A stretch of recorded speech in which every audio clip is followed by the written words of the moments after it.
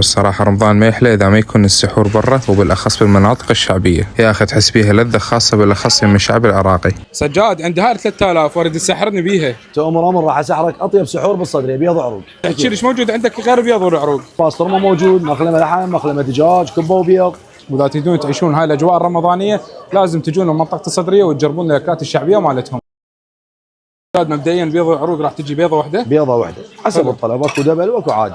انت هسه حاليا نفر ايش قد هنا تدفعه؟ ب 3000 دينار، اي نفر ب 3000. وهاي كميه اللحم تنزل هي دائما كل العالم. امانه الله يا باوع. حلو. وحنخلي فوقها عروقها.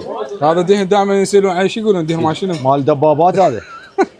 بعد ما سويناها سجاد البيض العروق تجيكم بنفس الوقت هاي العروق قدامكم اضافه ويا النفر. المهم خلينا نجرب هسه ونقول لكم شنو الطعم. صراحه هواي يمدحون بيه ويقولون انه هو طيب. العامل الرئيسي ويا البيض العروق لازم تجربونه بالعنبه. صراحه الطعم مالته كلش رهيب. مكان سجاد راح يكون منطقه الصدريه مقابل البان الشمال.